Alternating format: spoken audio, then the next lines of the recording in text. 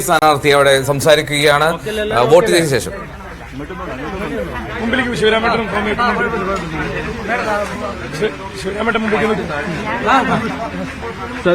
സരിൻ രാവിലെ പറഞ്ഞിരുന്ന പോസിറ്റീവായി സംസാരിക്കുക ഇന്നത്തെ ദിവസം തന്നെയാണ്. കാര്യങ്ങളൊക്കെ പോസിറ്റീവ് അല്ലേ?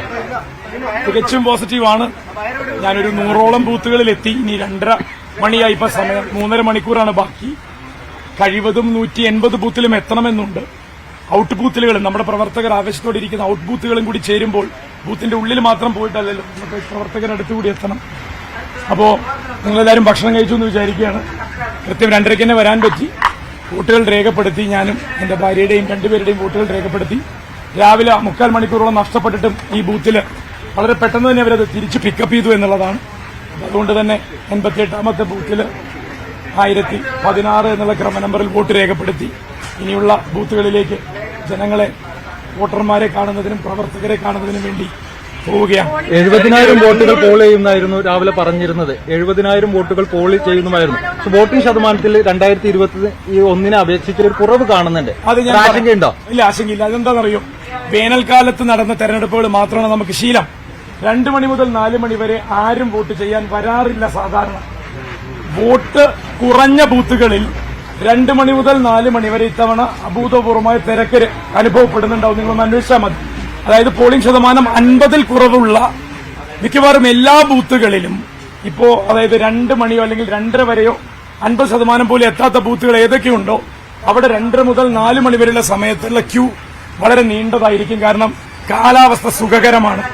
അതുകൊണ്ട് തന്നെ ആളുകൾ കൂട്ടമായി വോട്ട് ചെയ്യാൻ എത്തും. ഫൈനൽ കൌണ്ട് നേരത്തെ പറഞ്ഞ പോലെ 100 വോട്ടിനെങ്കിലും ടോട്ടൽ വോട്ട്സ് എത്രയാണോ കഴിഞ്ഞ പാലക്കാട് അസംബ്ലി ഇലക്ഷൻ പോൾ ചെയ്തത്, ടോട്ടൽ വോട്ട്സ് 100 വോട്ടെങ്കിലും കൂടുതലാകാനാണ് ഇപ്പോഴും സാധ്യത കാണുന്നത് ജനങ്ങളുടെ പ്രതികരണത്തിൽ നിന്ന്. എക്സ്പെക്ടേഷനെ കുറിച്ച് നേരത്തെ പറഞ്ഞിരുന്നു, അതിലൊരു മാറ്റമില്ലല്ലോ. അങ്ങനെ ഇടയ്ക്കടി മാറ്റം ഉള്ള ഒരു സ്വഭാവം ഇല്ല. ബൂത്തുകളിൽ പോയപ്പോൾ ഒരു മാറ്റമില്ല. പോളിംഗ് നടപടിക്രമങ്ങളെ 60,000 ടോട്ടൽ വോട്ട്, താങ്കളുടെ വോട്ട് 60,000 കടക്കുന്നായിരുന്നല്ലോ. അല്ല, ഞാൻ കൃത്യമായിട്ട് 70,000 കുറയാതെ എന്നാണ് ഞാൻ പറഞ്ഞത്.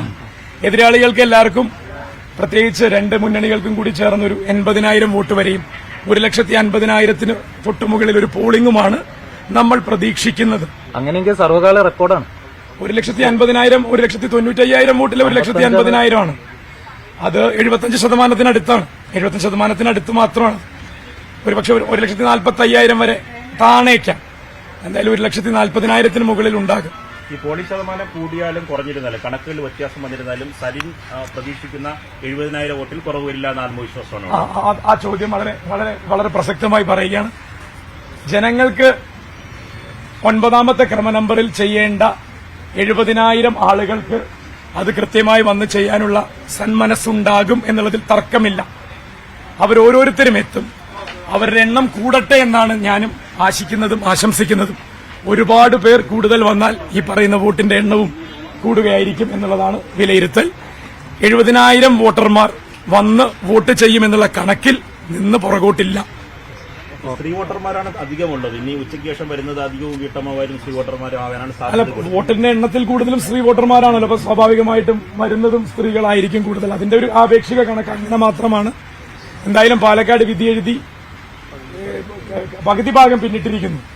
ഇനിയുള്ള 3.5-4 മണിക്കൂറിനുള്ളിൽ എനിക്ക് തോന്നുന്നു പാലക്കാടിന്റെ ജനവിധി പൂർണ്ണമാകും. ആ ജനവിധി പാലക്കാടിനൊരു വലിയ ആശ്വാസമാകും. ആ ആശ്വാസം ഈ ജനത അടുത്ത 1.5 വർഷത്തേക്ക് അവർ പ്രതീക്ഷിക്കുന്ന ഉറപ്പുകൾ, അവർ പ്രതീക്ഷിക്കുന്നതൊക്കെ ചെയ്യാൻ പറ്റുന്ന ഒരാളെ അവർ തെരഞ്ഞെടുക്കുന്ന രീതിയിൽ തന്നെയായിരിക്കും എന്നുള്ളതാണ് ഇപ്പോ കഴിഞ്ഞ 6 മണിക്കൂറിലേറെയായി ഓരോ ബൂത്തുകളിലും കയറി ചെന്നപ്പോഴുള്ള പ്രതികരണങ്ങളിൽ നിന്ന് മനസ്സിലാവുന്നത്. മാറ്റത്തിന് വേണ്ടി വോട്ടായിരിക്കും.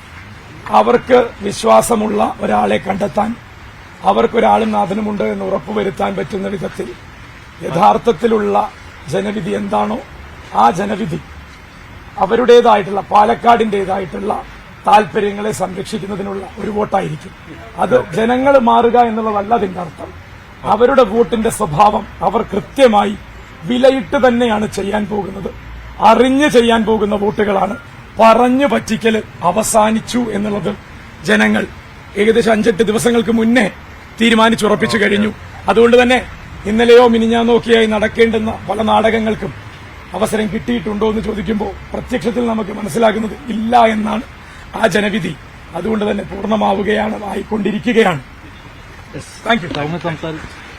കാരണം ഇതാണ് 70,000 അദ്ദേഹം നേരത്തെ പറഞ്ഞ കാര്യമാണ്. 70,000 വോട്ടുകൾ അദ്ദേഹത്തിന് കിട്ടും എന്നാണ്, അദ്ദേഹത്തിന് അനുകൂലമായി പോൾ ചെയ്യുമെന്നാണ്. ഇപ്പോൾ പോളിംഗ് ശതമാനം കുറയുമ്പോഴും അദ്ദേഹം ആ ആത്മവിശ്വാസം പ്രകടിപ്പിക്കുകയാണ്.